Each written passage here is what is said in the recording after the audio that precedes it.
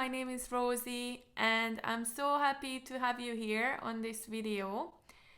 In case you don't know much about me, I am originally from Hungary but tend to travel around quite a bit. Currently I'm living in Dublin, Ireland. I have a 12-year chess career behind me. I played competitions and participated at coaching sessions, so that kind of filled up my whole childhood. Thanks to chess, I got to travel the world, meet new people, and of course, develop certain life skills that maybe otherwise would have been a bit slower or a bit difficult. My aim with this video course is to show you how many beautiful things can we learn and practice by the chessboard, and then take these learned strategies and implement them into our day-to-day lives. So let's dive right into it. Let's begin with strategy number 1, and that is ownership. In chess, the two players alternate the moves. It's always the player with the white pieces who is gonna start with the first move, and then it's up to the player with the black pieces how they respond. When you look at it closer, you see that each player is only responsible for their own move. We can guess and we can think about what our opponent is gonna move, but we will only be certain of that once the move has been made. It's a great reminder on the chessboard that your only responsibility is to decide how you will respond to the move that your opponent has made. You can have now different choices, and in real life it applies beautifully. Within our lives, we might face situations which we don't have control over at all. What to do then? First of all, I think it's very important to acknowledge that it's not all our fault and we shouldn't blame ourselves for the things that we could not possibly avoid or predict. Then we can establish what is our responsibility though. If, let's say, something negative happens, our responsibility is how we respond to that negativity. And here there is an important difference between reacting or responding. Reaction is usually an impulsive, very fast response to the event, and when we respond to something, there is that timely effect there that we can emphasize. Remember, just as in chess, you do take your time to think about your next move.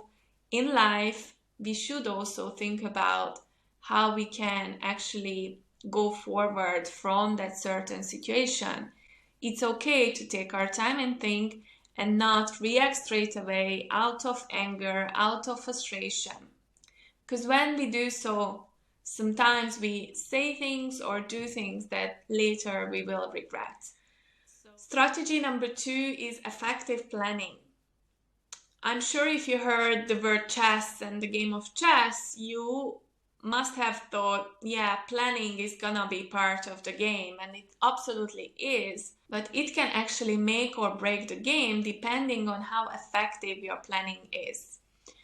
Overall, in the chess game, we will try and plan a few moves ahead, keeping in mind our final end goal, which is to win the game or checkmate the opponent in chess.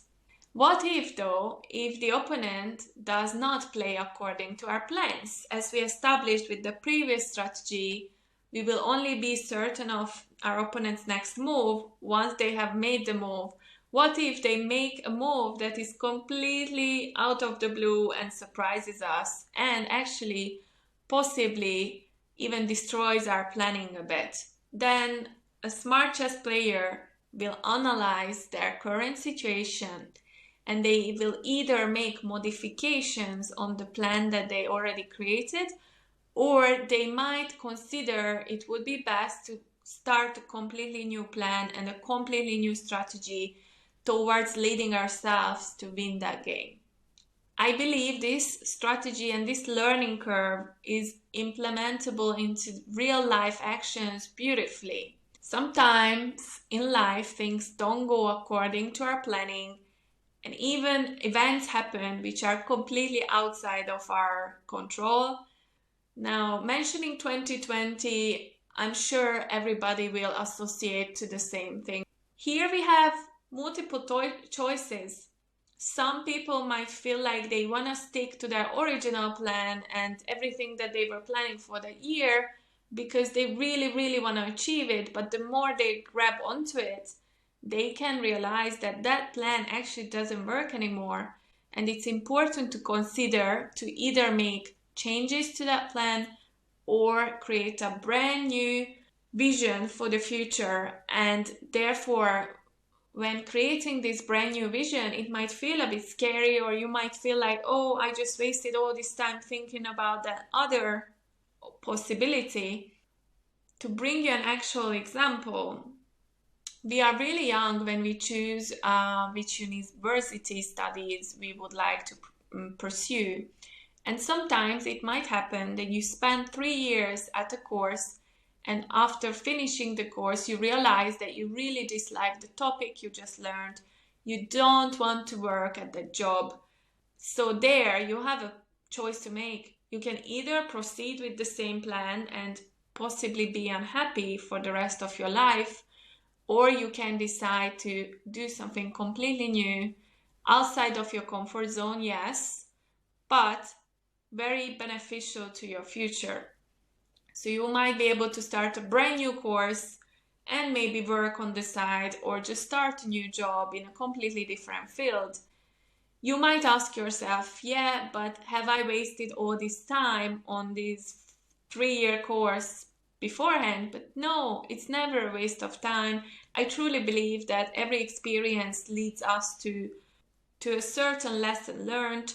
So never regret investing time into your studies or into your future dreams, even if your dreams or goals might change due to outside circumstances. And strategy number 3, strength in teamwork.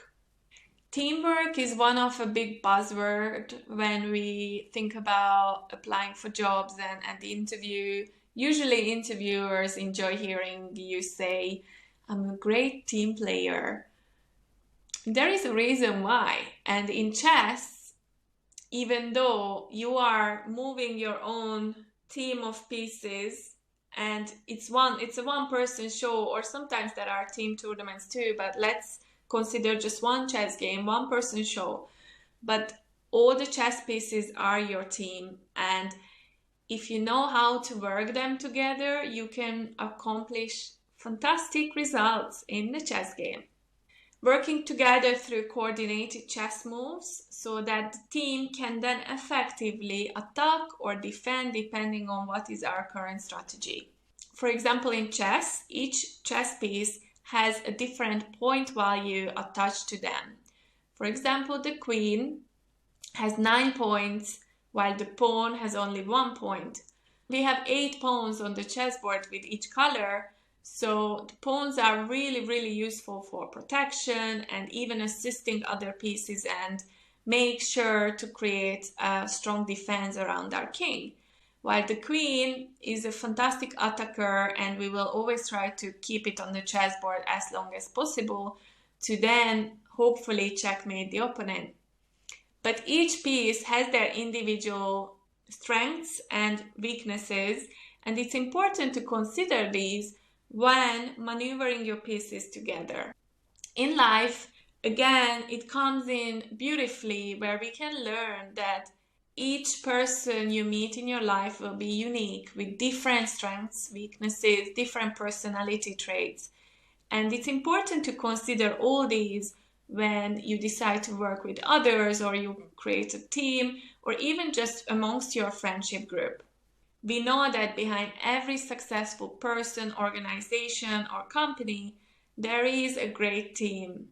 And that great team, what makes them so great is that they know their strengths and weaknesses, and they are able to support each other while lifting each other up in their own ways, where you know that not everyone is gonna be the CEO and not everyone is gonna be the face of the brand, but you definitely need key people around you who are better at different things.